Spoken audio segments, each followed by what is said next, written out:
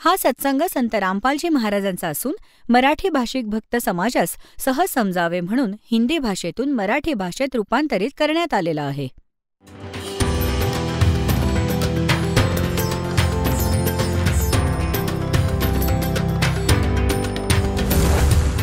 और ज्ञान सब ज्ञान डी कबीर ज्ञान सो ज्ञान और जैसे घोड़ा तोब कायम करता चले मैदान. जगद्गुरु तत्वदर्शी संत रामपालजी महाराजांचे अमृत वचन सर्व पवित्र धर्मांच्या व पवित्र शास्त्रांच्या आधारावर. जसं एकदा एका व्यक्तीची मैत्री एका पोलिसाशी होती, ठाणेदाराशी, SHOशी. आणि त्या व्यक्तीचा जो साथी होता शेजारी त्याला खूप दुःखी करायचा. त्याने आपल्या मित्राला ठाणेदाराला म्हटलं की ठाणेदार दादा, असा असा माझा एक शेजारी आहे, शेजारच्याच घरात राहतो, खूप परेशान करतो, सगळं काही सांगितलंय, पंचायत पण केली आहे पण नाही ऐकत, काय करू. आता ठाणेदार म्हणाले की मारकाठी त्याच्या डोक्यात, मी बघतो. ठाणेदाराच्या आदेशाला मानून त्याची आज्ञा पाळली. त्यानं असा विचार केला की आता हा काय ते सांभाळून घेईल. त्यानं आपल्या शेजाऱ्याशी त्यानं भांडण केलं, हाणामारी झाली, त्याच्या डोक्यात काठी बसली, मेला तो शेजारी. आता तो SHO तिथला प्रभारी होता, तो त्याला घेऊन आला पकडून, तुरुंगात टाकलं आणि त्याला मृत्यूदंड मिळाला. आता राजाचं विधान होतं की कुणाच्या डोक्यात लाठी बसून मेला तर त्याची शिक्षा होती मृत्यू. आता ते विधान तोडलं त्या व्यक्तीने. आपला मित्र एका अधिकाऱ्याच्या आज्ञेचं पालन केलं, ज्यामुळे राजाचं विधान तुटलं आणि तो दंडित झाला. अशाच प्रकारे पुराणात जे आदेश लिहिले आहेत, आदेश आहेत ते ठाणेदाराचे समजा या पुराणात, आणि वेदात संविधान समजा भगवानाचं संविधान असं तोडलं असल्या ठाणेदाराच्या सांगण्यावरून, पुराणात किंवा या नकली धर्मगुरूंच्या सांगण्यावरून,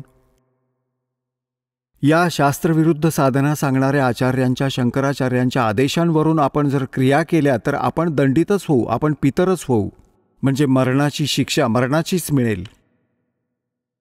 तर अशी चूक तर आपण नाही करायची बाबा, आणि करूही नका. एक जीवित उदाहरण दास आपल्याला देत आहे.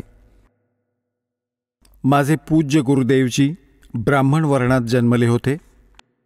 हरियाणामधील जिल्हा भिवानी चरखी दादरीजवळ एक पैतावास गाव आहे, बडा पैतावास. त्या ठिकाणी तिथे ते राहत होते. शेतकऱ्याचं काम करायचे, वर्ण ब्राह्मण. पुण्यात्म्यांनो, ब्राह्मण काही जाती विशेष नाही. दास खूप वेळा सांगतो की बघा, ब्राह्मण चिडेल, पण ब्राह्मणांच्या विषयी सांगतो नाही. आणि शेतामध्ये जे माझे गुरुदेव होते, ब्राह्मण वर्णात जन्म होता त्यांचा, शेतामध्ये गायी चारत होते आपल्या शेतात. त्याच्याजवळ आधी जंगल खूप असायचं, वने खूप होती. एके दिवशी त्यांची भेट आमच्या दादा गुरुजींबरोबर झाली, म्हणजे एका संतांशी. तर त्यांनी प्रेरणा घेऊन घरातून पलायन करायचं ठरवलं आणि गुरुदेवांचा पत्ता विचारला.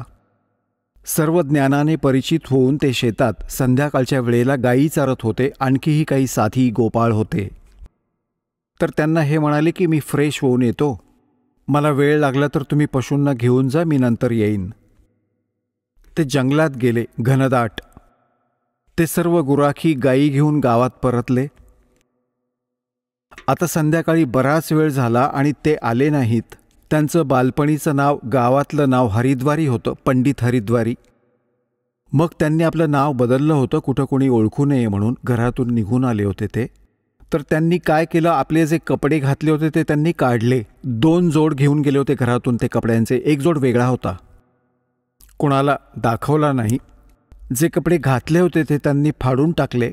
आणि कुणा हिंस्त्र पशूने, कुठला पशु खाल्ला होता, मृग किंवा काहीतरी, सिंहाने, ते त्यांनी दिवसा पाहिलं होतं. त्याच्यावरती कपडे टाकले आणि निघून गेले. रातोरात हरिद्वारला पोचले. आता त्या घरातल्यांनी वाट पाहिली 1-2 तासनी. मग त्या गुराख्यांना विचारलं की हरिद्वारी नाही आला. त्यांनी सांगितलं, तो म्हणाला होता की मी फ्रेश होऊन येतो, तुम्ही निघा. त्या मुलांना बरोबर घेऊन गेले. विचारलं कुठून प्रवेश केला होता, कुठं गेला होता. जाऊन तर तेव्हा काही टॉर्च वगैरे नव्हते. मग लालटेन दीपक हातात घेऊन ते निघाले. म्हणाले, अरे हे तर पोराला खाल्लंही याने. अरे रे, कुठल्या हिंस्रक पशुने खाल्लं रे याला, मेला मेला. अंधार झाला, रडू लागले धाय मोकलून. अंधार झाला होता, ती हाडं जी होती पशूंची आणि कपडे एकत्र केले. रात्रीच अग्नी दिला. हा तर मेला. मग त्याचं 13वं सुरू झालं. आधी तर येत्या महिन्याला कर्मकांड करायचे ते, आणि मग नंतर दर महिन्याला विधी करायचे. आता ते ब्राह्मण वेगळे आहेत जे कर्मकांड करतात. तर ते सगळं काम केलं, वर्षश्राद्धही करून टाकलं, आणि मग सुरू झाले श्राद्ध. हा तर बेअवलाद मेला, निसंतान मेला आहे. आणि याची चांगली सेवा करायला हवी, नाहीतर तुम्ही त्याचा हक्क खाताय. जमीन होती याच्या नावावर, आणि ते बनतायत भक्त, संत बनले, जगाचा उद्धार करत होते. एकदा जेव्हा माझे पूज्य गुरुदेवजी 105-6 वर्षांचे झाले, सतलोक जाण्याची तयारी झाली. तलवंडी भाई, फिरोजपूर जिल्हा पंजाबमध्ये त्यांचा आश्रम. एक यात खन्नामध्ये एक होता, एक मोगामध्ये एक होता, एक नजमगड इथं आश्रम होता. तर तलवंडी भाई इथं ते जास्त राहायचे.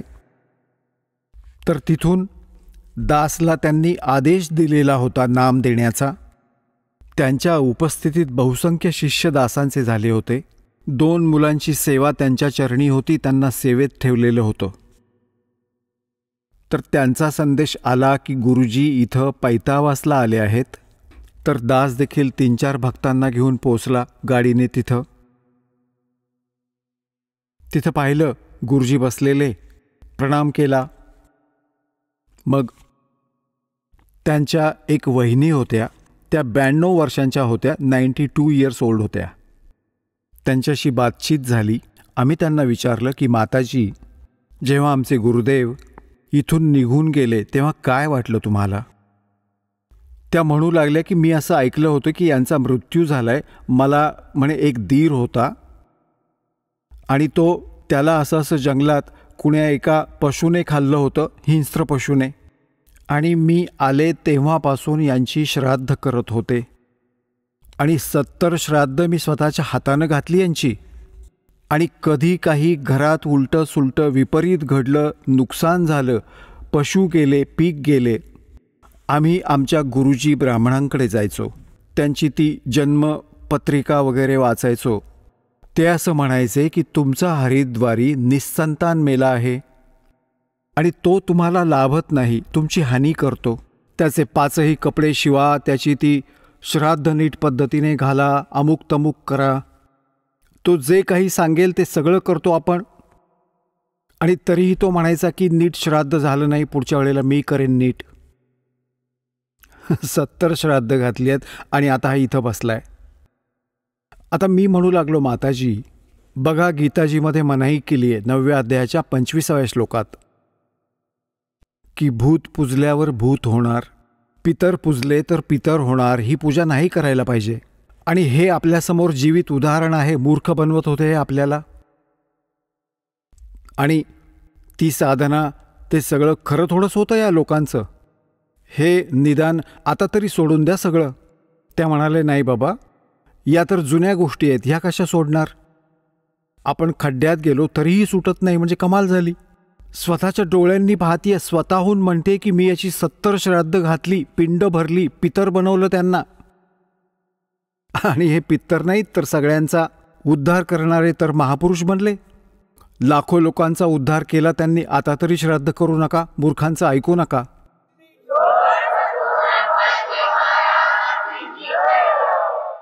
तर पुण्यात्म्यांनो, परमात्मा म्हणायचे, पर भी लेन जात है दुनिया, हमरा ज्ञान किने न सुनिया.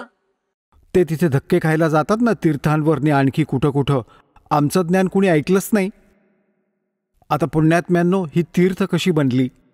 आता जसं अमरनाथ धाम आहे, हे ते कसं बनलं? पार्वती मातेला भगवान शंकरजींनी त्या स्थानावर एका वठलेल्या वृक्षाखाली एकांत स्थान पाहून हा मंत्र दिला होता, पहिला मंत्र जो दास आपल्याला देत आहे. याला मोक्ष मंत्र म्हणतात. हा जितका मोक्ष देऊ शकतो, तर पार्वतीजींना जिथं तो उपदेश मिळाला, प्राप्त झाला, शंकर भगवानजींनी त्यांना तो मंत्र दिला, हा अमर मंत्र. तर तिच्यासाठी, त्या पार्वती मातेसाठी ते स्थान अमरधाम आहे, तुमच्या माझ्यासाठी नाही. आता जसं आणि हे अमरधाम कसं, जसं की ज्यांना बरवालामध्ये हा मंत्र मिळाला त्यांच्यासाठी बरवाला हे अमरधाम, आणि इथे बरवालामध्ये हा दास नसेल आणि इथं कुणीच नसेल, रिकामा पडलेला असेल हा आश्रम. आता जसं कोणी क्रोंथा आश्रमामध्ये नाम घेतलं होतं तर त्यांच्यासाठी क्रोंथा आहे, आश्रम अमरधाम, अमरनाथ. आता तिथं कुणीही नाही, हा दास इथं बसलाय, तर क्रोंथावरती माथा टेकून काही फायदा नाही. किंवा या दासाची वचनं इथं ऐकाल, सत्संग ऐकाल, आशीर्वाद मिळवाल तर इथेच लाभ होईल. ते तर अमरधाम जे आहे ते एक आदरणीय स्मारक तर आहेच की या ठिकाणी अशी घटना घडली होती, परंतु आपल्याला तिथं जाऊन काहीच फायदा होणार नाही. आपल्याला तर असाच संत शोधावा लागेल ज्याच्यापाशी तो अमर मंत्र आहे, आणि तो अमर मंत्र भले आपल्याला बरवालाच्या गल्लीत भेटेल, दासने तिथंच उपदेश मिळाला, तर तेच तुमच्यासाठी अमरधाम आहे. त्या मंत्राने मोक्ष मिळेल, स्थानापासून नव्हे. आता पुण्यात्म्यांनो, तीर्थ कशी बनली यात बरेचसे प्रमाण आहेत की एक ऋषी होता, त्याने तिथं बसून साधना केली आणि त्याने मोक्ष प्राप्त केला. आता पुण्यात्म्यांनो, जसं एक खलबत्ता असतो सामुग्री कुटण्याचा, औषधे कुटायचा, लोखंडाचा, पितळेचा, 1-1.5 फुटाचा आणि 2-1 फुटाचा, 1-1.5 फुटाचा, 1 फुटाचा उंच, 9 इंच रुंद असतो. तो कुणाचा शेजाऱ्यानं मागितला आणि त्याने काही सामग्री कुटली हवनाची, आणि तो त्याला परत दिला, घासून पुसून लख्ख साफ करून. त्यांना परत दिला ज्यांचा होता. त्यांना रात्रीच्या वेळी जेव्हा झोपू लागले तेव्हा सुगंध येऊ लागला. त्यांनी पाहिलं हा सुगंध कुठून येतोय. पाहता पाहता बघितलं, हा तर या खलबत्त्यातून येत आहे. त्यांनी पाहिलं हा खलबत्ता तर हा शेजारी घेऊन गेला होता, यात त्यानं काही सामुग्री कुठली असावी. आता पुण्यात्म्यानो, त्यानं सारी सामुग्री काढली आहे, पूर्ण साफ करून परत करून दिला, आणि तरीही सुगंध येतोय. ती सामुग्री जी त्यात कुठली होती ती वेगळी वस्तू आहे. तर तो जो सुगंध त्यातून येत होता थोडाफार खलबत्त्यातून, तो 1 दिवसांनंतर नाहीसा होईल. आता हे तीर्थ एक खलबत्ता समजा, आणि जशी त्या ऋषींनी त्यात सामुग्री कुठली, म्हणजे ती साधना तिथे बसून केली, ती सारी कमाई घेऊन तो त्या धामाला गेला जिथं त्याला ती साधना करून पोचायचं होतं. ते तीर्थ तर एक खलबत्ता आहे. पुढे 1-2 महिने, 1-2 वर्ष त्यातून सुगंध येत राहील, कारण तिथे संताने साधना केली आहे, काही काळ मदत लाभेल. पण ते सामुग्रीवालं काम नाही होऊ शकत. आता जसं त्यात इतकी सामुग्री कुटावी लागेल, त्यातून रोज सुगंध यावा यासाठी, म्हणजे सत्साधना आपण कुठेही बसून करू शकता, जशी त्या ऋषींनी केली. आपण आपल्या घरात केली तर ते तीर्थ आपलं घर आहे, कुठलंही स्थान नव्हे जिथं कोणी भलत्यानंच साधना केली आहे. तिथे बघायला जाऊन आपल्याला काय फायदा मिळणार. जसं हा दास आधी नगरानगरातून सत्संग करू लागला, तर जिथं कुणी सत्संग ऐकला, उपदेश घेतला, आणि तिथं आम्ही चूल पेटवून खीर बनवत होतो, हलवा बनवत होतो, भाजी बनवत होतो, आणि तिथून आम्ही दुसऱ्या शहरात गेलो, आणि मग कोणी व्यक्ती हे सांगायला कोणाला बरोबर घेऊन जायचा आणि म्हणायचा, पहा इथे रामपाल महाराजांचा सत्संग झाला होता, इथे खीर बनवली होती, इथे हलवा बनवला होता, इथे बसून खाल्लं होतं. आता आहेत कुठे रामपाल तिथे, आणि ना तिथे खीर ना हलवा. ती तर रिकामी चूल दाखवायची आहे. हलवा रामपाल जिथे असतील तिथेच मिळणार बाबा. अशा प्रकारे सगळीकडे ही तीर्थ आणि धाम. तर हा सतलोक आश्रम आपल्यासाठी त्या सगळ्या तीर्थ आणि धामांचं काम करील. इथं या आणि स्वतःचं कल्याण करा. बोलो सतगुरुदेव.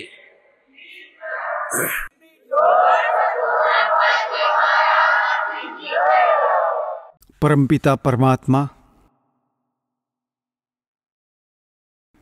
पूर्ण ब्रह्म परमक्षर ब्रह्म कबीर परमेश्वरजी आहेत. हे सर्व अनंत ब्रह्मांडांचे उत्पादक आहेत. हे सर्वांचे सृजनहार आहेत. परमात्म्याच्या शोधात आत्मा त्याच दिवसापासून निघाला ज्या दिवशी तो या काळाच्या जाळ्यात अडकला होता. कारण की जे सुख या आत्म्याला सतलोकामध्ये होते, इथे या काळाच्या लोकाच्या कुठल्याच कोपऱ्यात नाहीये. त्या सुखाचा शोध घेता घेता हा महास्वर्गात देखील पोहोचला, ज्याला इथला सर्वात सुप्रीम म्हणजे सर्वश्रेष्ठ सुखमय स्थळ सांगतात. तिथेही ते सुख नाहीये. तिथेही अशीच आग लागलेली आहे जशी या पृथ्वीवर आहे. तिथेही तेच प्राणी आहेत जे इथे सुकर्म करून, चांगली भक्ती करून या काळाच्या योग्यतेची आणि तिथे पोचले. तिथे त्यांना चांगली पोस्ट मिळाली. देव शरीर प्राप्त झालं, तिथलं जे सुंदर शरीर आहे.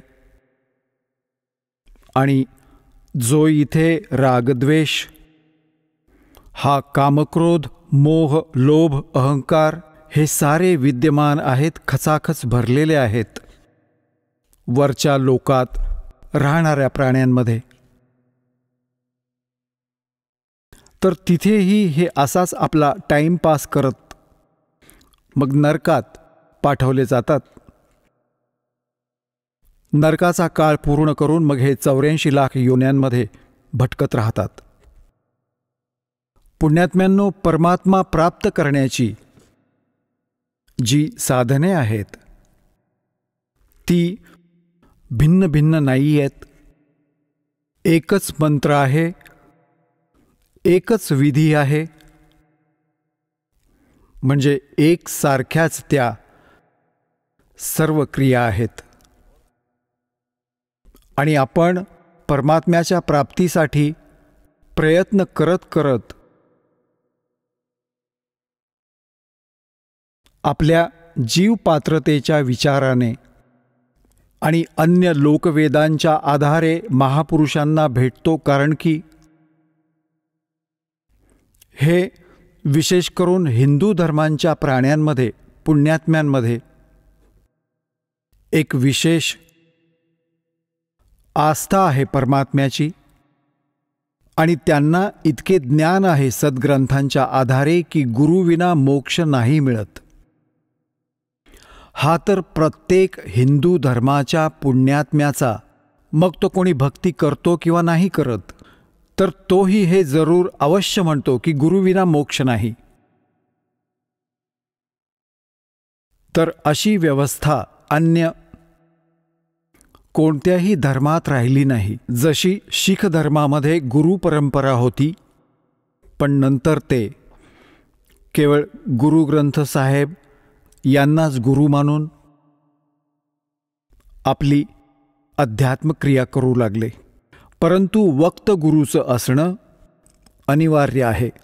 जसे हे पवित्र ग्रंथ, गुरुग्रंथ साहेब, पवित्र श्रीमद भगवद्गीता, पवित्र वेद, पवित्र पुराण हे तर एक आदरणीय सद्ग्रंथ आहेत. महापुरुषांची माहिती आहे, भगवंताविषयी लिहिले आहे यात. हे तर असं समजा की आपली औषधांचे पुस्तक आहे. औषधांचं पुस्तक आहे आणि त्याच्या जाणकाराची आवश्यकता आहे जो वैद्य असेल. आणि वैद्य तोच सफल होतो जो औषधाच्या पुस्तकात लिहिलेली सर्व मुळ्यांना एकत्र करून, मिळवून, समजून औषध बनवतो. त्यामुळे वक्त गुरुची आवश्यकता आहे. तर पुण्यात्म्यांनो, या धारणेच्या अनुसार या आवश्यकतेच्या पूर्तीसाठी हे प्राणी गुरूंकडे जाऊ लागले. आता श्रद्धाळूंना कोणतं ज्ञान नसतं, कारण तो तर जिज्ञासू असतो. जशीही त्याचे गुरु त्याला साधना करायला सांगतात, तो समर्पित होतो, तसंच करतो. तर पुण्यात्म्यांनो, सर्व भक्तीही करीत आहेत आणि दुष्कर्मे जशीच्या तशी वाढत आहेत. काम, क्रोध, लोभ, मोह, अहंकार कोणामध्येही कमी नाहीयेत. याचं कारण काय आहे? की पूर्ण संत न मिळाल्याने तर कधीही ही शांती या समाजात, या लोकात नाही मिळू शकत. 600 वर्षांपूर्वी परमात्मा आले होते, स्वतः एका संताची भूमिका करून निघून गेले आणि त्याचबरोबर एका विणकराचं कामही करीत होते, हे प्रमाणित करण्यासाठी की तोच परमात्मा प्राप्तीसाठी. कारण तेव्हा गैरसमज पसरला होता की ब्राह्मण वर्गच भक्तीचा अधिकारी आहे. बाकीच्यांना तर त्यांनी असे बाजूला ठेवले होते की श्राद्ध वगैरे काढण्यासाठी क्रियांमध्ये अडकवले होते आणि विशेष करून हेच मानले जायचे की ब्राह्मण, ऋषी, महर्षी, घर त्याग करून गेलेली व्यक्तीच परमात्मा प्राप्त करू शकते किंवा खूप मोठा धनवान शेठ दान करणारा. तर परमात्मा सर्व शंकांचं निवारण करण्यासाठी एका क्षुद्र जातीत राहावं लागलं. त्यावेळी छूत अछूत चरणसीमेवर होते, अत्याधिक छूत अछूत होते. ब्राह्मण लोक शूद्र वर्गाला जवळसुद्धा येऊ द्यायचे नाहीत, लांबूनच बोलायचे. आणि त्यावेळी परमात्मा एका विणकर जातीमध्ये राहिले. तसा तर त्यांचा जन्म नव्हता झाला, सतलोकातून आले होते, सहशरीर आले होते. एका नवजात शिशूचं रूप धारण केलं होतं कमळाच्या फुलावर, बाहेर एका तलावात, सरोवरामध्ये. तिथून एका निरुनिमा नावाच्या विणकर दाम्पत्याने उचलून नेले होते आणि तिथे परमात्म्याचे पालनपोषण झाल्याने आणि मग विणायचं काम करता करता जनतेला ज्ञानसुद्धा देत होते. भक्तांना यथार्थ ज्ञान समजवायचे, सूक्ष्म वेदाचा प्रचार करायचे. ते हेच आपल्याला सिद्ध करायला आले होते, एक उदाहरण द्यायला आले होते की परमात्मा प्राप्तीसाठी जात आणि धर्म आणि कर्म म्हणजे जसे कोणी जास्त मोठा शेठ म्हणजे धन अधिक किंवा कमी, हे यासाठी काही महत्त्वाचं नव्हतं. गुरु पूर्ण असावा आणि शिष्य शूरवीर असावा, सुरमा. सुरमाचा अर्थ आहे की या भक्तिमार्गाला जो जीव लागतो तर त्याच्या सर्व क्रिया अन्य सांसारिक व्यक्तींपेक्षा भिन्न असतात, तर त्याच्यात आपला समाज अडथळे आणतो आणि जो त्या अडथळ्यांची पर्वा न करता पुढे जातो या भक्तिमार्गावर, तो शूरवीर असतो. कोण कोण होते शूरवीर? जे आपल्याला बरेच, ज्यांचे ज्ञान सुप्रसिद्ध आहे. ध्रुव होते शूरवीर, प्रल्हाद होते शूरवीर आणि मीराबाई होत्या शूरवीर. आणि स्वयं परमात्मा ते तर मालक होतेच होते, ते तर शूरवीरांचे शूरवीर आणि सर्व भगवानांचे भगवान कबीर परमेश्वर होते. आणि आता वर्तमानात हा दास बघत आहे की माझ्या या परमात्म्याच्या ज्ञानाशी परिचित या दासाचे अनुयायी हे शूरवीर आहेत.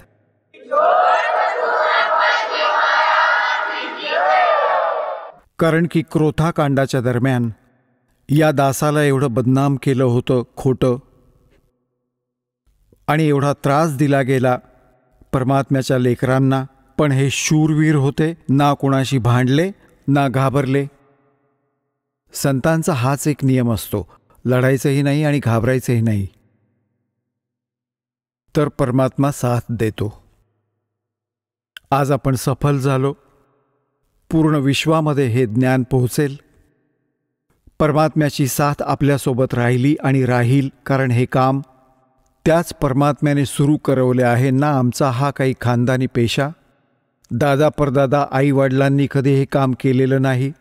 दासाला ही चाकरी दिली तर दासाचा त्या दिवसापासून हा दृढनिश्चय झाला होता की शिर जावो वा धड जावो. परमात्म्याच्या चरणी हे शिर गेले तर सफल झालो.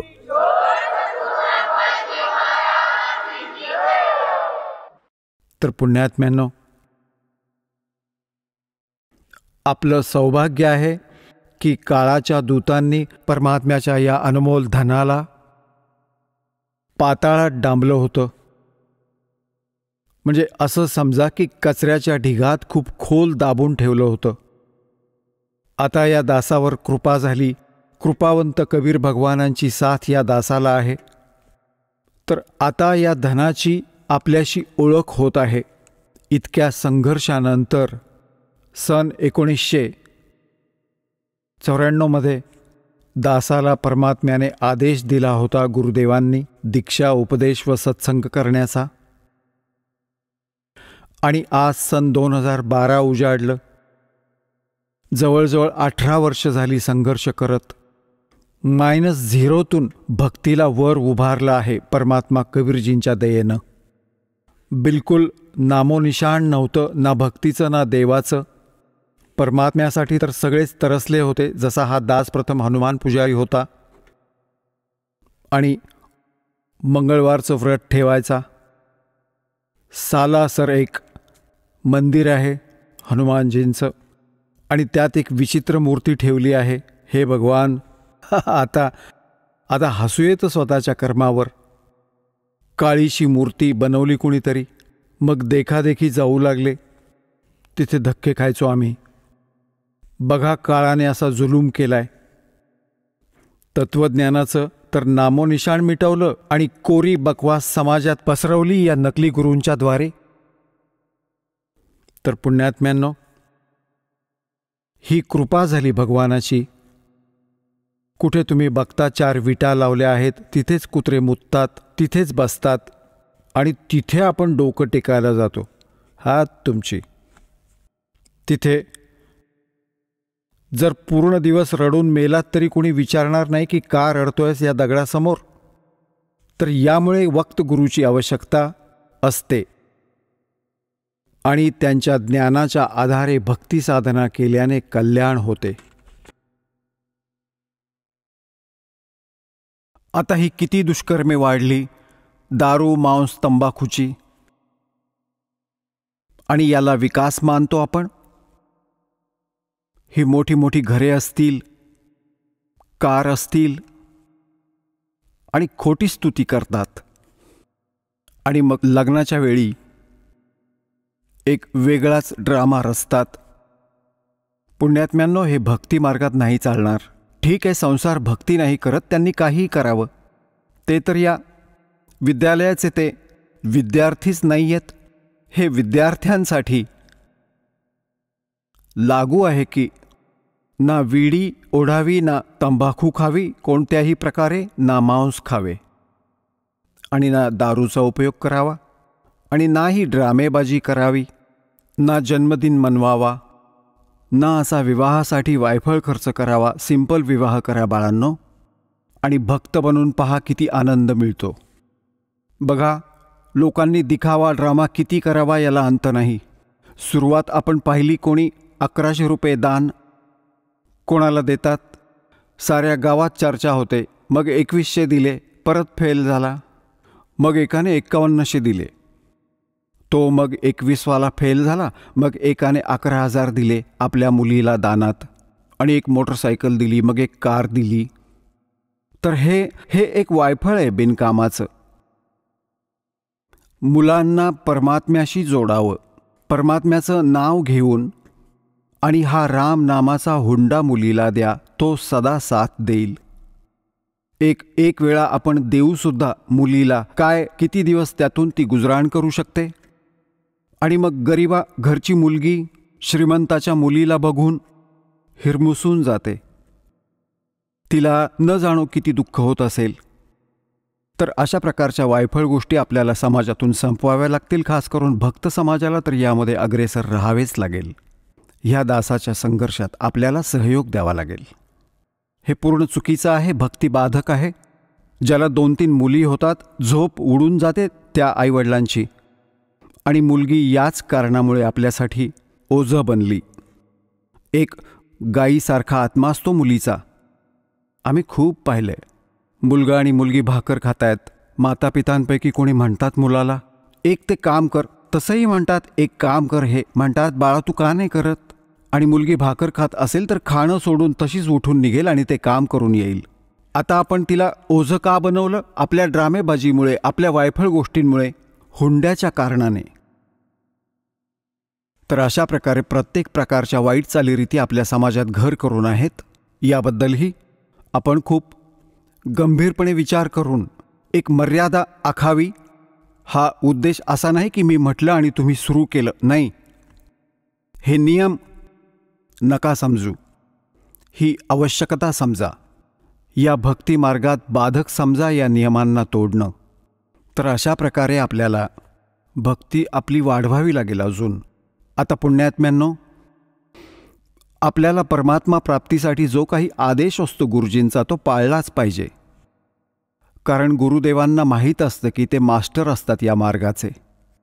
आणि विद्यार्थी, आणि जसा डॉक्टरकडे जातो रोगी, जर योग्य डॉक्टर असेल तर तो काटेकोरपणे सल्ला देईल आणि योग्य औषधं देईल तो, आणि ज्या काही मर्यादा म्हणजे पथ्य सांगेल तर त्या रोग्याला आजीवन करावं लागतं, तेव्हा तो सफल होतो रोग नष्ट करण्यात. तर आपल्याला जन्ममृत्यूचा दीर्घ रोग जडला आहे. याचा नाश ह्या दासाने सांगितलेल्या मार्गाने होईल. दास तोच मार्ग सांगेल जो परमात्म्याने स्वतः येऊन सांगितला होता. हा गॉड गिव्हन आहे, हा कुठला लोकवेद नाही आहे, कुठल्या साधारण व्यक्तीने सांगितलेलं ज्ञान नाही. आणि हेच प्रमाण आपल्या सद्ग्रंथांमध्ये आहे, ज्या सद्ग्रंथांना आपण शिरोधार्य मानत आलोय. तर मग भक्तीमध्ये उशीर नाही होणार, आपल्याला विश्वास ठेवायला वेळ लागतोय. आणि हा दास जी भक्ती सांगतोय ती योग्य आहे, श्रेष्ठ आहे, शास्त्र अनुकूल आहे, हे प्रमाणित करण्यासाठी की ही भक्ती योग्य आहे. आणि परमेश्वर परमपूज्य कबीरजी आहेत जे विणकर रूपात, धानक रूपात बनारसला आले होते. हे प्रमाणित करण्यासाठी आपल्याला ढीगभर पुरावे द्यावे लागतात. आणि काही दिवसांनंतर मग गरज नाही पडणार या पुराव्यांची, कारण की आपण एक दुसऱ्याला सांगाल की हे असं असं आहे. मग हे एकदम सगळ्यांना स्वीकारार्ह होऊन जाईल. आत्तापर्यंत कोणी पाहिले नाही उघडून, ना वेद पाहिले, ना गीता वाचली तर होती पण समजली नाही. गीताजीत काय लिहिलं आहे, पुराणांमध्ये काय लिहिलं आहे वाचत होतो पण समजत नव्हतो. आता आपण समजायला लागलो आहोत आणि अजून खूप पाहू आणि मग दृढ होऊन म्हणू की खरंच कबीर इज गॉड, कबीर परमात्मा आहेत आणि हीच भक्ती योग्य आहे, हाच मंत्र श्रेष्ठ आहे, बाकी सगळं बकवास आहे. तर मग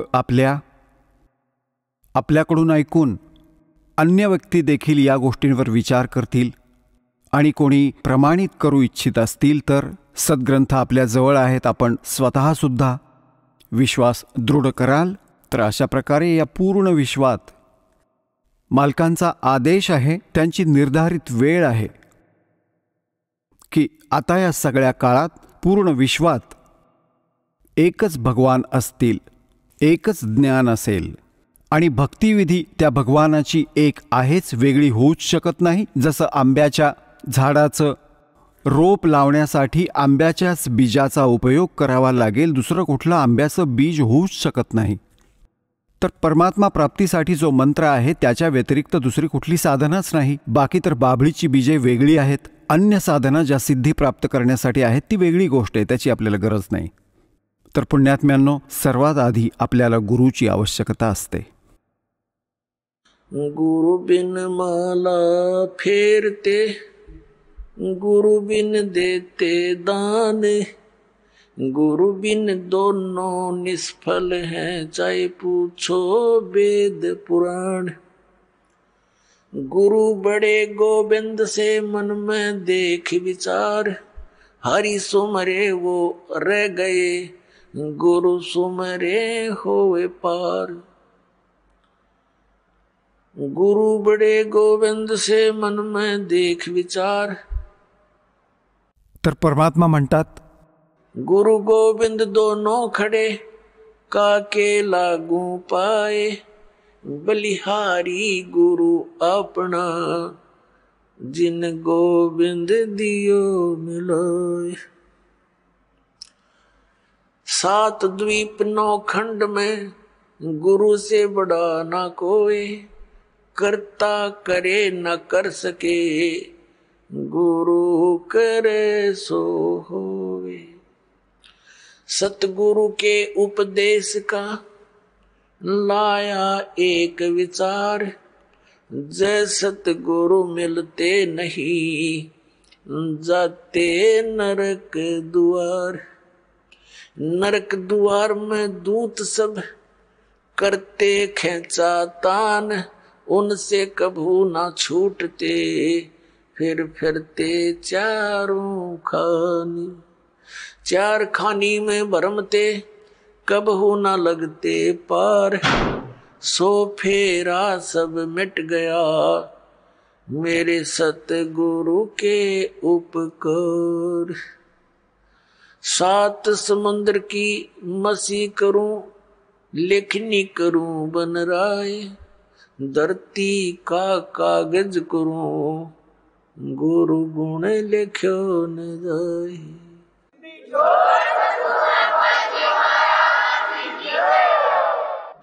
गुरु गोविंद कर जानियो रहियो शब्द समाए। मिले जब दंडवत बंदगी नहीं पल पल ध्यान लगावे। गुरु मानुष कर जानते ते नर कहिए अंध। ओवे दुखी संसार में आग काल के फंद। गुरु को मानुष जो गिने और करे चरणामृत को पान। ते नर नरक में जाएंगे युग युग होवे समान। पुण्यात्म्यांनो, परमात्म्याने गुरुजींच्या वर गुरूंचा महिमा आणि गुरूंचं महत्त्व किती गहिऱ्या शब्दात समजावण्याचा प्रयत्न केलाय. आता पुण्यात्म्यांनो, परमात्मा म्हणतात, कबीर हरी जय रूठ जा गुरु की शरण में जावे.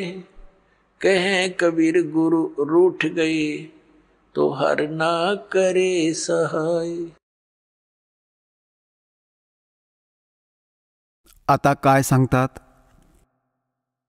के सतगुरु के उपदेश का लाया एक विचार. जय सतगुरु मिलते नहीं हम जाते नरक द्वार. पुण्यात्म्यांनो, आपण महावीर जैनजींचा इतिहास खूप वेळा पाहिला आहे, दासाने दाखवला आहे. ते पुण्यात्मा भक्तीसाठी घरही त्यागलं, आपल्या आजोबांकडून उपदेश घेतला, ऋषभदेवजींकडून, त्या मारीचजींनी, आणि तोच आत्मा पुढे जाऊन महावीर जैन झाला. महावीर जैन यांच्या रूपात जन्मण्यापूर्वी त्या आत्म्याने 80 लाख वेळा तर देवपद प्राप्त केलं, देवता बनले, आणि बाकी 60 करोड वेळा गाढवाच्या योनीत, 30 करोड वेळा कुत्रा, 20 करोड वेळा मांजर, 10 माहिती नाही किती वेळा हत्ती, नपुसक, शिकारी होते. तर जोपर्यंत सद्गुरू प्राप्त नाही होत, हा प्राणी साधना करत असूनही दुःखी राहतो. तर म्हणून परमात्मा सांगतात की सद्गुरूंच्या उपदेशाचे, पृथ्वीवर सद्गुरू एकच असतात एका वेळी, अनेक नसतात. जसे परमात्मा स्वतः आले होते कबीरजी, ते एकटेच, पण ते तर परमात्माही होते आणि सद्गुरूही होते. ते तर सर्वे सर्वा होते, आणि त्यावेळी 64 लाख शिष्य होते मालकांचे. पुण्यात्म्यांनो, विचार करण्यासारख्या गोष्टी आहेत, कारण की आपण लालच्या महिमाशी परिचित नव्हतो. लालबद्दल ऐकत जरूर होतो की ते बहुमूल्य असतात, परंतु ओळख नव्हती. आपण भगवानाला सर्व सुखदायी, संकटांचे निवारण करणारा मानतो, म्हणूनच त्याच्या शोधार्थ आपण जागोजागी भटकत होतो. परंतु आपण त्या लालला ओळखू नाही शकलो. त्या स्वार्थी लोकांनी कवडीला लाल सांगून आपल्याकडे सोपवलं. आपण त्या कवड्यांना लाल समजून गाठोडी बांधून फिरत होतो. आता दासाला समजलं, पारख झाली. लाल आणि लालडी यांची पारख करण्याची बुद्धी दिली भगवंताने, आणि तेच या दासाने तुमच्याबरोबर केले. आपल्यालाही लालला ओळखण्या योग्य ज्ञान दिले. तर पूर्वी आपण साधना नीट न करून किती कष्ट सोसले.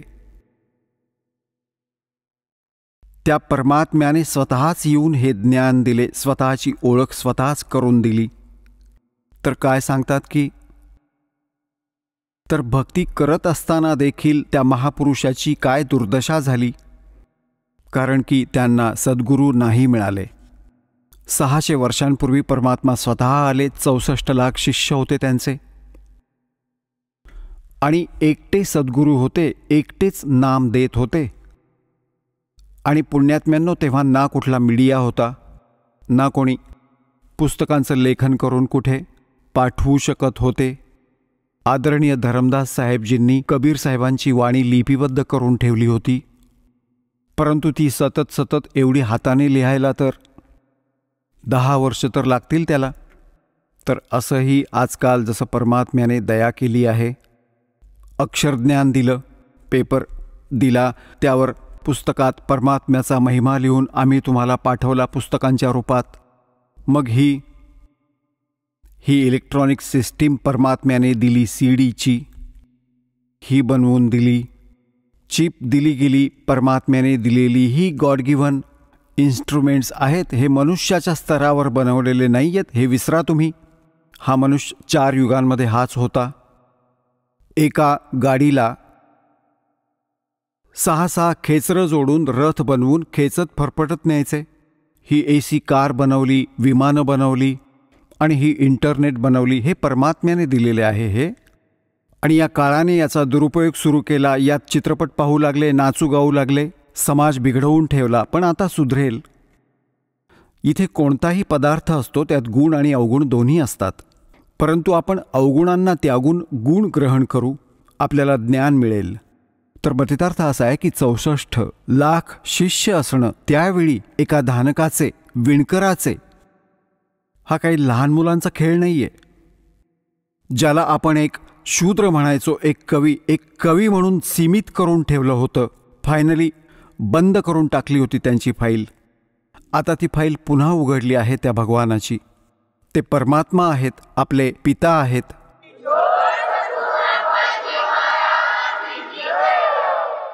तर सद्गुरू एकच असतो.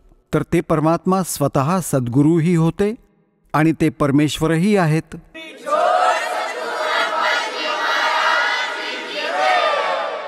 चला आता आपण त्या श्रद्धाळूंचे अनुभव जाणून घेऊया, ज्यांनी जगद्गुरू तत्वदर्शी संत रामपालजी महाराज यांच्याकडून दीक्षा प्राप्त केलेली आहे, तसेच त्यांच्याद्वारे सांगितलेल्या भक्ती मार्गावर चालत आहेत. नमस्कार सतसाहेब. आपलं नाव? पांडुरंग धोंडीबा सुर्वे. आपण कुठून आलात? मुक्काम पोस्ट सुळेवाडी, तालुका पाटण, जिल्हा सातारा. आपला व्यवसाय काय आहे? पहिलं मुंबईला होतो, हमाली करत होतो मुंबईमध्ये, धंदा करतो थोडाफार किरकोळ. संत रामपालजी महाराजांची गुरुदीक्षा आपण कधी घेतली?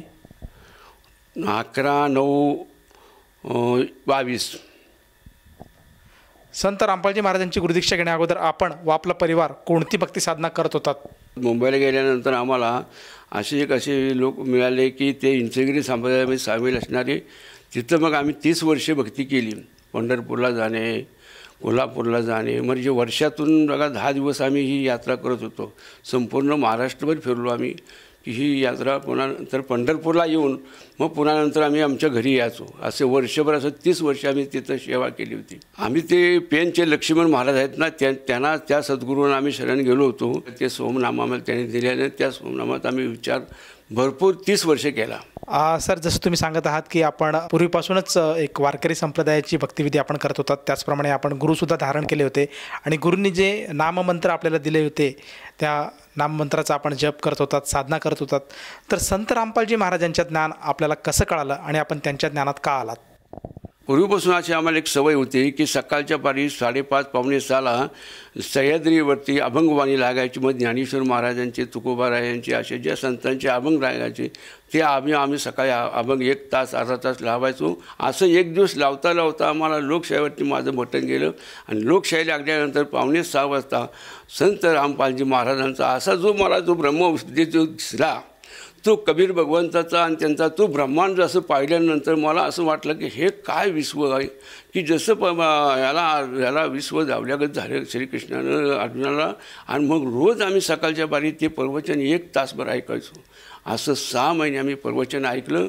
6 महिन्यानंतर असं थोडाफार त्रास होऊ लागला. काय आता त्यावेळी त्या आपल्या टी व्हीमध्ये आपल्या हे अनुभव जे बघत सांगायचे ते आम्ही ऐकल्यानंतर मलासुद्धा वाटलं काय की आपणसुद्धा हे नाम जर घेतलं तर आपलीसुद्धा पाठीमागची काही जी जे क्रमान खराब आहे किंवा काही आपल्याला त्रास जो होतो आहे शिवाय आपल्याला हे परमात्मा आपल्याला करून देतील. म्हणून मग मी एक वेळाला असंच आपल्या दैवतीला फोन लावला. त्यांनी मला ज्ञानगंगा पुस्तक दिलं.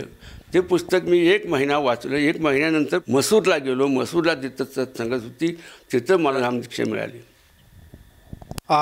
सर, जसं तुम्ही सांगत आहात की संत रामपालजी महाराजांचं सत्संग प्रवचन आपण टी व्ही चॅनलच्या माध्यमातून बघत होतात.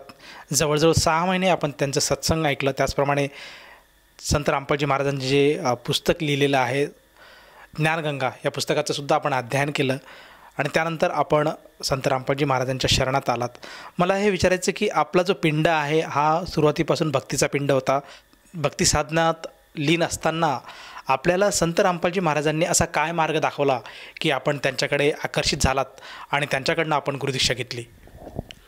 आपण पहिलं अगोदर हे ज्ञानगंगा पुस्तक वाचल्यानंतर रामपालजी महाराजांच्या ज्ञानामध्ये काय सांगितलं की ब्रह्मा विष्णू महेश हे तिन्ही देवांचे सुद्धा जो पिता माता पिता आहेत, हे माता पिता रामपालजी महाराजांच्या या ज्ञानामधून जे सर्वांना ज्ञान मिळालं ते सर्व काही सांगितलं. हे मी 30 वर्षे जरी मी इंचगिरीमध्ये होतो, पायवारी केली, तरीसुद्धा हे जे आहे विश्व, हे आम्हाला विश्व नाही बघायलाही मिळालं नाही, ऐकायलाही मिळालं नाही. म्हणून हे मला काय माहिती आहे म्हटलं आपण खरोखरच रामपालजी महाराजांच्या जाऊन नामदीक्षा घेतलीच पाहिजे. आपल्याला नामदीक्षा मिळली तर ठीक आहे. कित्येक वर्ष आपण राहिलो. काय म्हणतात की मृत्युका खणू जाता सापडले मोती, आमच्या तुकोबारायांचा अभंग होता. तसं मी संकटानं आलो परंतु ईश्वर आम्हाला प्राप्ती झाली. सर, संत रामपालजी महाराजांच्या शरणात आल्यानंतर आपल्याला व आपल्या परिवाराला काय काय लाभ प्राप्त झालेत? लाभ तर आता भरपूर आहे व क्षणोक्षणी लाभ होतात. घेणारा पाहिजे. असं हे काय माहिती आहे का, कल्पवृक्षचं झाड आहे. आमच्या ज्ञानेश्वर माऊलींनी सांगितलं होतं की कल्पवृक्ष झाडाखाली बसल्यानंतर ज्या ज्या तुमच्या इच्छा काय काय आहेत तो ईश्वर तो पुरवतो. तसं जे कल्पवृक्ष झाड आहे याचंसुद्धा वर्णन करताना ईश्वरसुद्धा थकलेला आहे. मग आम्हीसुद्धा काय वर्णन करू शकतो. परंतु आता आम्हाला लाभ म्हणलं म्हणजे आम्ही असं आमचं दुकान मुंबईमध्ये आहे आणि ते कधी कधी तर असं खाली केलं भाडुऱ्यानं तर 2-2, 3-3 महिने त्याला गिऱ्हाईक लागत नसतं. कालच्या जानेवारीमध्ये त्या भाडुऱ्यानं खाली केली जागा नंतर मला संध्याकाळी फोन केला की तुमचं आम्ही दुकान खाली केलेलं आहे, तुमची चावी तुमच्या मुलापाशी दिलेलं आहे. म्हणलं ठीक आहे. दुसऱ्या दिवशी मुलाला विचारलं बाबा काय झालं, तर म्हटलं नाही म्हटलं तर आपल्याला एक भाडुत्री म्हटलं भाडंवाल्यानं आणलेलं आहे आणि तो त्या आम्ही संध्याकाळपर्यंत त्या जागेमध्ये भाडुत्री मी ठेवणार आहे. एवढा मोठा मला लाभ लागला. ते 2-2 महिने 3-3 महिने आम्हाला काय मिळत नव्हतं. तो रामपालजी महाराजांनी 12 तासामध्ये तिथं भाडे करून तयार केला. या व्यतिरिक्त आपल्याला आणखीन काही लाभ प्राप्त झाला का? असा मोठा एक लाभ झाला प्राप्त की आमचा एक छोटा नातू आहे 7 वर्षाचा आणि तो एकदम ताप आलेला त्याला सकाळपासून पण दुपारी संध्याकाळी मग म्हटलं काय करावं. मग मी रामपालजी महाराजांच्या अमृतजल दंडवत करायला सांगितला आणि तो माझा एवढा मोठा आघात होता परमेश्वरा की ती एकच नातू असताना सुद्धा मला त्या रामपालजी महाराजांनी वाचवला. सकाळी बघितल्यानंतर तो जो होता माझ्यावर गंडा तर आलेलं, तो गंडा तर कुठं गेलं त्या माझ्या महात्म्याला माहिती असेल. गुरु माझ्या संत रामपालजी महाराजांना सद्गुरूंना माहिती असेल की खरोखर सद्गुरूसारखा छपारी टाका इतर आता कोण करीन. राजेचे कांता काय भिक मागे मनाची या दोघे सिद्धी पावे, असा हा ईश्वर आम्हाला मिळालेला आहे. आम्ही त्याचं वर्णन काय करू शकतो. सर, वारंवार आपण सांगत आहात की संत रामपालजी महाराज एक कल्पवृक्षाप्रमाणे आहेत. त्याचप्रमाणे ते गुरु जे आहेत त्यांचे जे लीला आहेत, त्याचप्रमाणे त्यांच्यापासून जे सुख समाधान मिळतं त्या सुख समाधानाला गिनती नाही. कुठल्या प्रकारचं त्याचं आपण वर्णन करू शकत नाहीत. अशा स्वरूपात आपल्याला संत रामपालजी महाराजांची महिमा आपण आज सांगत आहात. मला हे विचारायचं आहे, समाजाला हे कसं पटेल की आजच्या घडीला आज विज्ञान युग चालू आहे आणि विज्ञान प्रगती करत आहेत. त्याचप्रमाणे बाजारामध्ये बरेचसे साधुसंत आज उभे आहेत आणि ते स्वतःला श्रेष्ठ समजतात, तत्वदर्शी समजतात आणि जणू ते सांगतायत की माझ्याकडे या, मी तुम्हाला पूर्ण मोक्ष देतो, पूर्ण तुम्हाला लाभ देतो. तर अशामध्ये समाज कसा निर्णय करू शकतो की खरा संत कोण आणि आपण कोणाकडे गेलं पाहिजे आणि कोणाची भक्तिविधी आपण घेतली पाहिजे, याबद्दल आपण काय सांगाल. आपला सर असा हे आहे की परमात्म्याच्या कृपेमुळं हे जे रामपालजी महाराज तत्वदर्शी का म्हणतात. सर्व सद्गुरू आहेत, सर्व गुरु आहेत, भरपूर आहेत. घरोघरी गुरु झाले, घरोघरी सद्गुरू झाले, परंतु तत्वदर्शी असं हे संत मी आज ऐकतो. कित्येक वर्षे आम्ही ह्या महाराष्ट्रामध्ये आहे, बाकी देशामध्ये आपण नाही फिरलो, राज्यामध्ये महाराष्ट्रामध्ये फिरलो, परंतु तत्वदर्शी संत म्हणून असे रामपालजी महाराजांची ख्याती आहे. ते खरोखरच ज्याला कळलं ना तो असा म्हणाले की खरोखर आज आम्ही परत काय माहिती आहे का राहिलो कुठेतरी फटलाऱ्यामध्ये आणि डोंगर दऱ्यामध्ये राहून आम्हाला ह्या भगवंताची गाठ नाही पडली. पण कोण जो भाग्यवंत असेल ना, जवळ होतं पुण्य गाठी तेव्हा होती संतांच्या भेटी. हे सरे संत भेटण्याकरता पुण्य गाठी व्हावं लागतं आणि ती तळमळ असली तर खरोखर संत रामपालजी महाराज भेटतात. आणि तुम्ही ते काय माहिती आहे ज्ञानगंगा पुस्तक वाचा, त्यातून तुम्हाला बोध कळेल आणि तिथं तुम्ही आल्यानंतर नामदिशा घ्या. मग तुम्हाला संत सद्गुरू जगद्गुरू कसे आहेत, ते ज्ञान काय आहे आणि त्या ज्ञानामुळं आपल्याला काय मिळतं हे सगळं सांगितलं आहे. ज्ञानेश्वर माऊलींसुद्धा सांगितलं की ज्ञान, पण त्या ज्ञानानंसुद्धा माहिती आहे का हा मोक्ष आहे ना, तिथंसुद्धा त्या संतांना नाही मिळाला. मोक्ष हा ऋषीमुनींना सुद्धा नाही मिळाला. तो मोक्ष आमच्या रामपालजी महाराजांच्याकडनं मिळतो आहे. परंतु ते काय माहिती आहे का भक्ती अशी एवढी आहे की ते महाराजांच्या बघानं आपण ती भक्ती सर्वांनी घेतली पाहिजे आणि मनाने केली पाहिजे. सर्वांना ती माया आहे, परंतु मायापेक्षा जो ईश्वर आहे मोठा तो कबीर भगवंत आहे. त्या कबीरानं आम्हाला सर्वांना काय माहिती आहे का ह्या मोक्षाच्या मार्गाचा अवलंबन केलेला आहे. सर, तुम्ही सांगत आहात की शास्त्रांमध्ये प्रमाण आहेत की तत्वदर्शी संताकडनं साधना घेतल्यानंतर साधकाला लाभ प्राप्त होतो आणि मोक्षाचा खऱ्या अर्थाने मार्ग मिळतो. आणि तत्वदर्शी संताची जी काही व्याख्या आहे, जी आपल्या गीतेमध्ये सांगितली आहे, शास्त्रामध्ये सांगितली आहे, ती व्याख्या आजच्या घडीला संत रामपालजी महाराजांवर अतिशय मार्मिकपणे त्यांच्यावर लागू होते आणि सिद्ध होतं की संत रामपालजी महाराज हे शास्त्रोक्त भक्ती सांगत आहेत.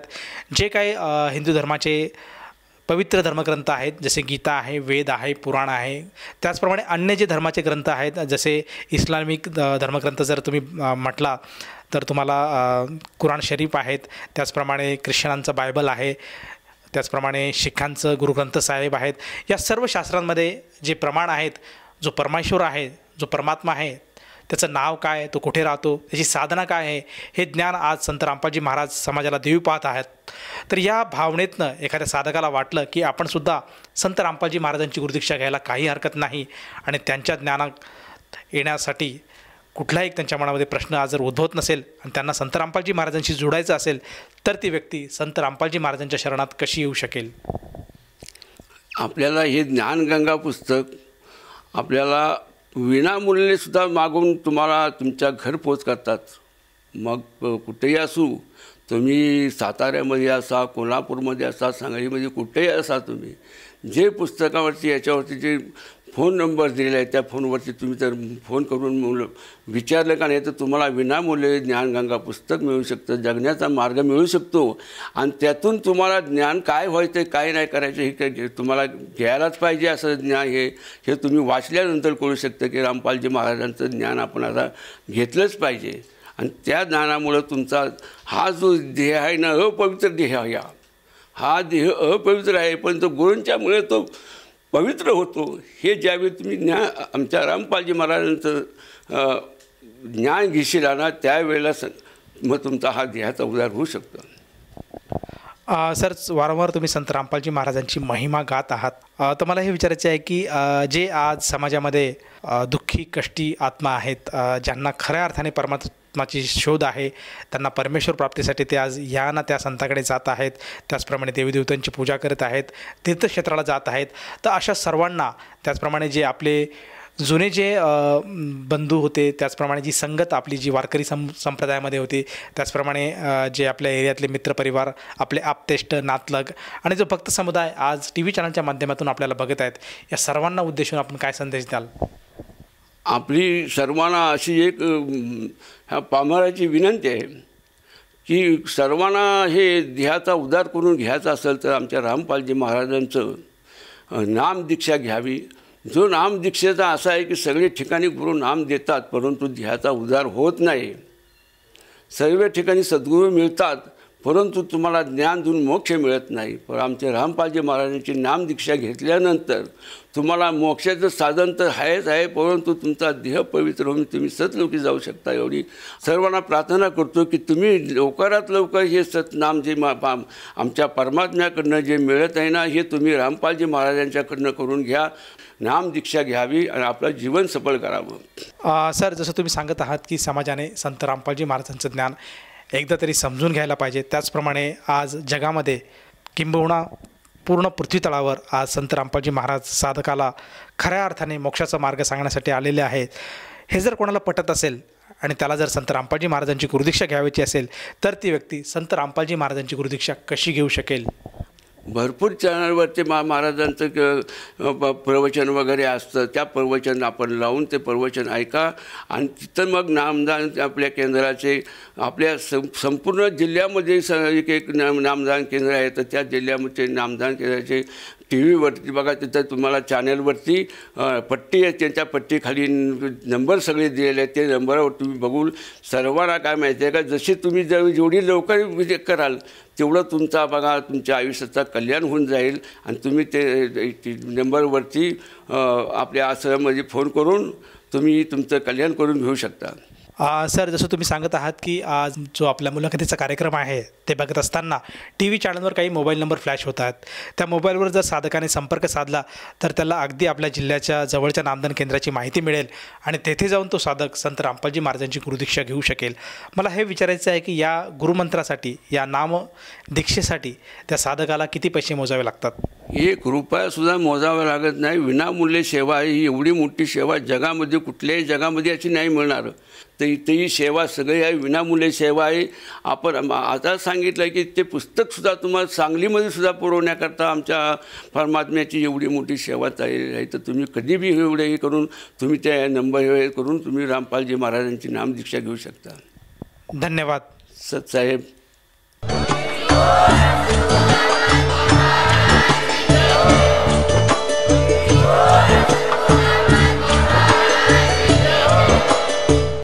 आपण ऐकत होता जगद्गुरु तत्वदर्शी संत रामपालजी महाराज यांचे मंगल प्रवचन, ज्यांच्या शुभ आशीर्वादाने संपूर्ण विश्वामध्ये 500 पेक्षा जास्त नामदीक्षा केंद्र आहेत, जिथे निशुल्क नामदीक्षा दिली जाते. निशुल्क नामदीक्षा प्राप्त करण्यासाठी आणि अधिक माहितीसाठी संपर्क करा 7030303951 7030303952. अद्वितीय आध्यात्मिक ज्ञान वाचण्यासाठी, पाहण्यासाठी आणि ऐकण्यासाठी संत रामपालजी महाराज ॲप अवश्य डाउनलोड करा किंवा आमची वेबसाईट www.jagadgururampalji.org वर व्हिजिट करा. आम्हाला सोशल मीडियावर फॉलो करा. सर्व पवित्र धर्मांच्या पवित्र शास्त्रांवर आधारित प्रमाणित अनमोल पुस्तक ज्ञानगंगा किंवा जगण्याचा मार्ग यापैकी कोणतेही एक पुस्तक निशुल्क मागवण्यासाठी आपण आम्हाला आपले पूर्ण नाव, पूर्ण पत्ता, पिनकोड आणि फोन नंबरसह लिहून 7030303951 किंवा 7030303952 या नंबरवर SMS करू शकता किंवा 7030303950 या नंबरवर व्हॉट्सअप देखील करू शकता.